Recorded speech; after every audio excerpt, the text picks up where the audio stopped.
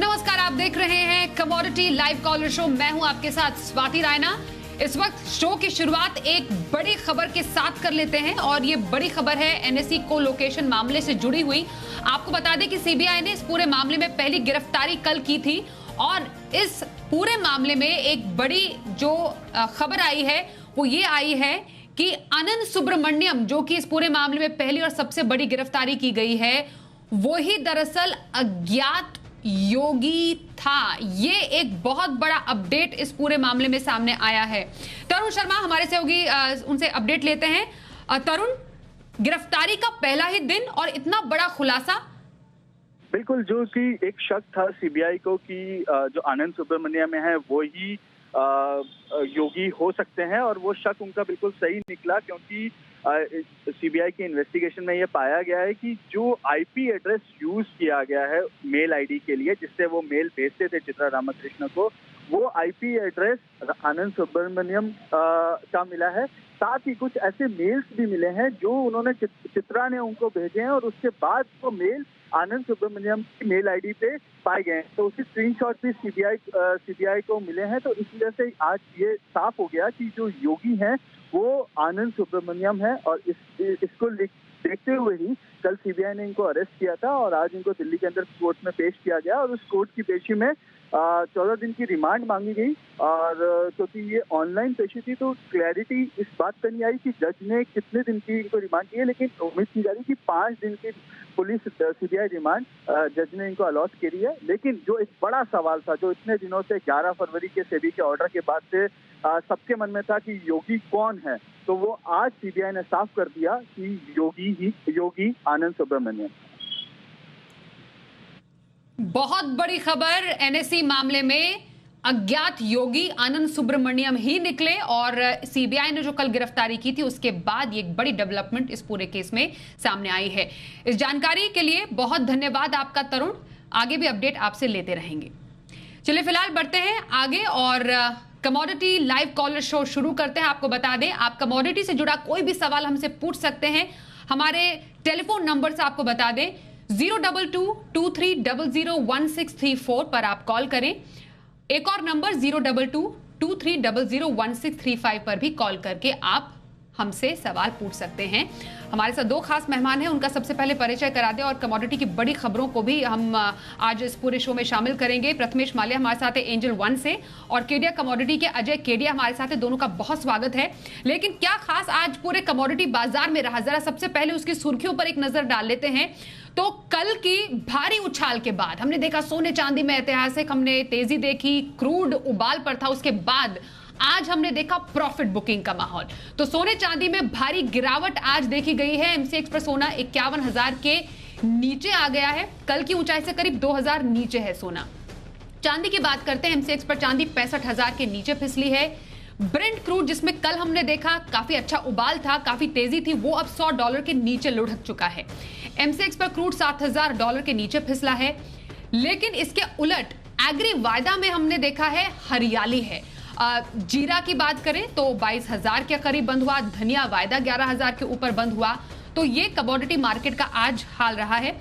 जरा एक बार फिर से अपने जो दोनों ही खास एक्सपर्ट्स हैं उनका रुख कर लेते हैं और जरा अलग अलग कमोडिटीज पर उनकी राय जानते हैं। सबसे पहले प्रथमेश जी, कल की तेज उछाल के बाद, कल जो इतना बड़ा डेवलपमेंट हमने देखा रूस यूक्रेन के युद्ध की शुरुआत के तौर पर, आज हमने जबरदस्त प्रॉफिट बुकिंग देखी है।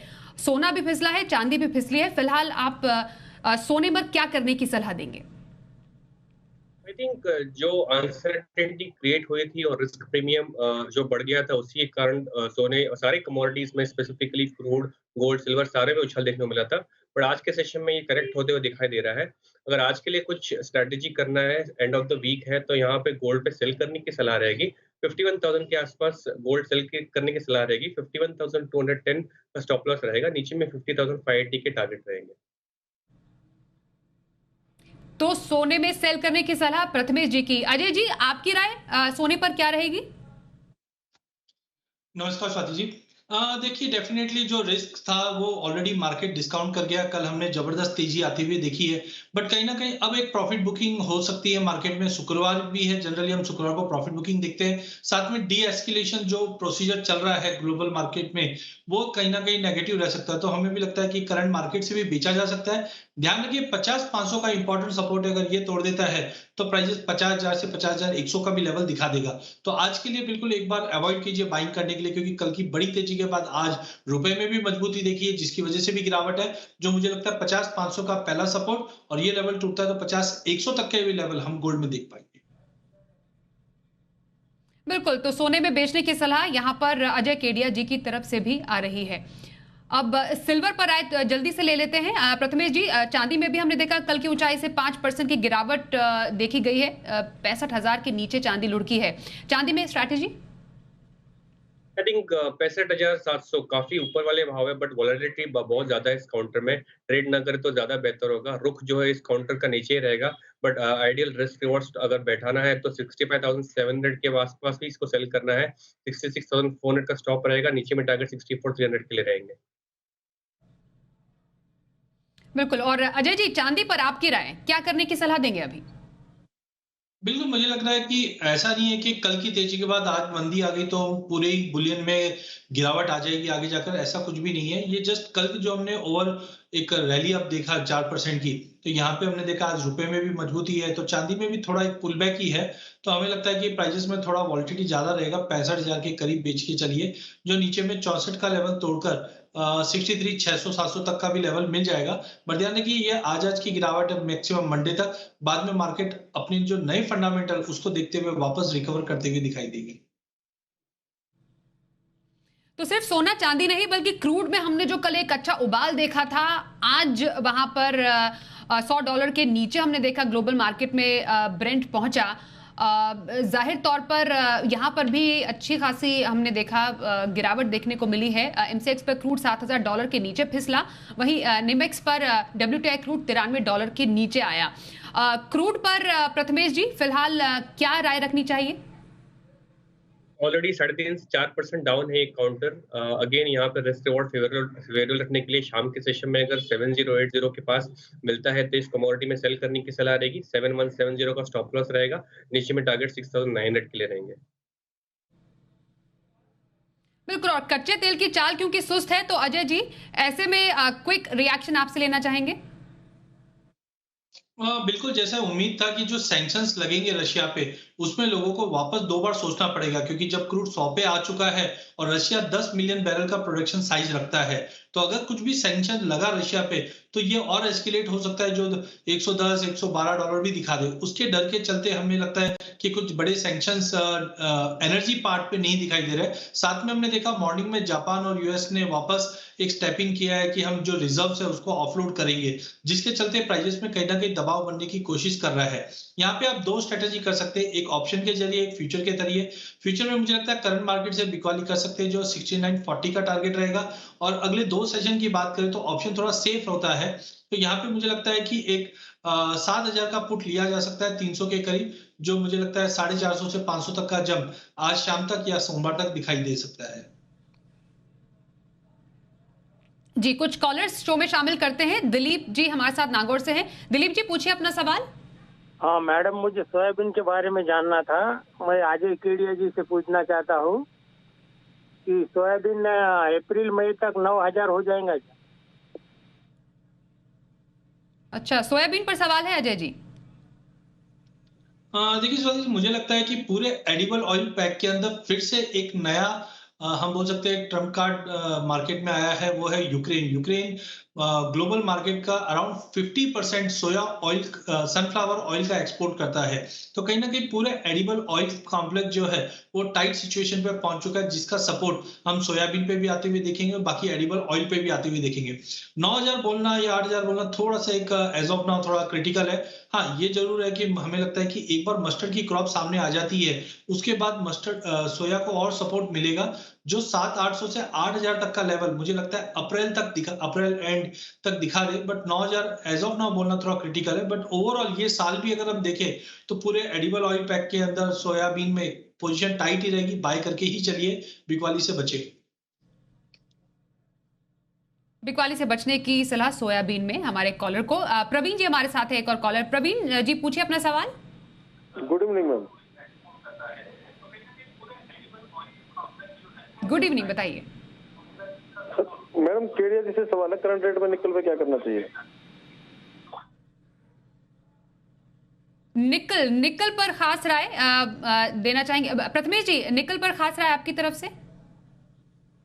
आई थिंक निकिल को अगर आज के लिए कुछ करना है तो यहाँ से सेल करने की सलाह रहेगी। 1850 के आसपास सेल करने की सलाह रहेगी। 1854 का स्टॉप रहेगा, नीचे में करीब 1832 के टारगेट रहेंगे। बट ये वोलेटिलिटी ज्यादा रह सकती है। निकिल सारे बेस मेटल्स काउंटर में स्टॉप लॉस लगाकर काम करें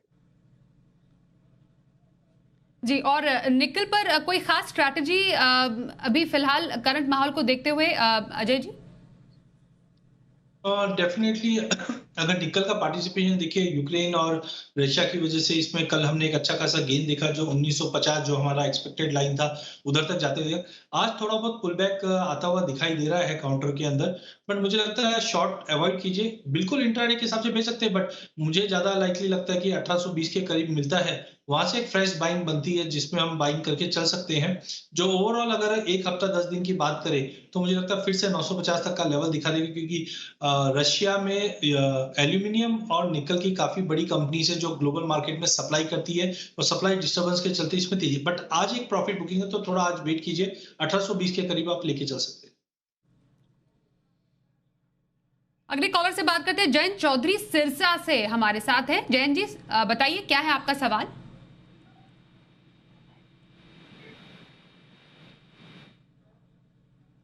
जयंत जी बताइए सवाल।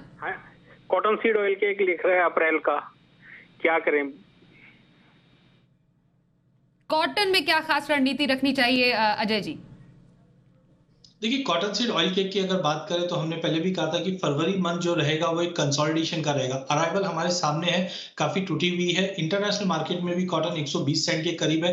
डेयरी इंडस्ट्री से अच्छी न्यूज ये है कि कंजम्पशन बढ़ना चालू हो गया। राजस्थान सरकार ने भी दूध के भाव बढ़ाए। महाराष्ट्र में भी कई जगह 1.5 से 2 रुपए की दूध के भाव बढ़े हैं, जिसका सीधा सीधा असर कॉटन सीड ऑयल केक पे पड़ता हुआ दिखाई देगा। टेक्निकली अगर देखें तो 3000 का काफी स्ट्रॉन्ग सपोर्ट है। 3120 का लेवल एक बार होल्ड कर जाता है तो मुझे लगता है फिर से अगर हम अगले हफ्ते की बात करें तो 3240-50 तक का लेवल मिल जाएगा। ये लेवल पे एक्यूमुलेट करना चाहिए, बेचने से बचे।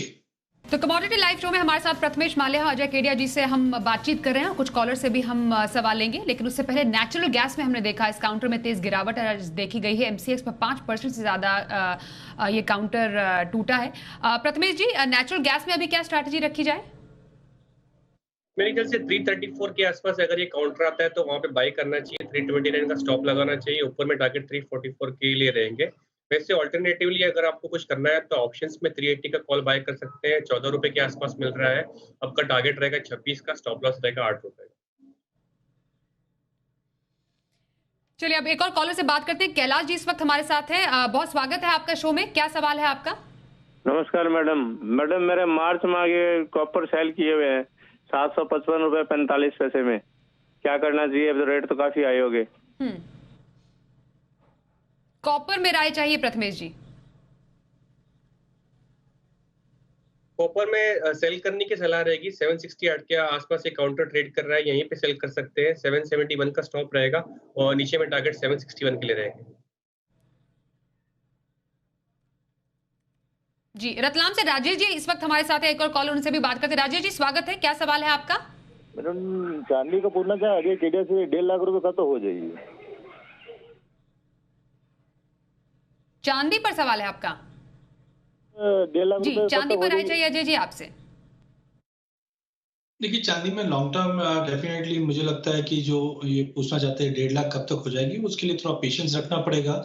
मुझे लगता है अगर हम 1.5 से 2 साल की बात करें तो डेफिनेटली चांदी में जिस ढंग से अभी भी आप देख लीजिए एक हफ्ते के अंदर या 15 दिन के अंदर हमने चांदी में 61,000 से कम 67 तक ऑलमोस्ट देख लिया। तो मोमेंटम आने वाले टाइम में और ज्यादा बढ़ेगा जिस ढंग से इंडस्ट्रियल कंजम्पशन, चाहे ईवीज की बात करें या 5G या सोलर की बात करें। तो मुझे लगता है कि इनको 2 साल की अगर 1.5 से 2 साल की अवधि का व्यू लेके चले तो 1.25 लाख से 1.5 लाख तक का लेवल आराम से चांदी में देखने मिल सकता है। जी बहुत शुक्रिया, इतने ही सवाल शामिल कर सकते हैं आज के हम शो में। बहुत धन्यवाद प्रथमेश माल्या जी और अजय केडिया जी हमारे साथ कमोडिटी लाइव शो में शामिल होने के लिए।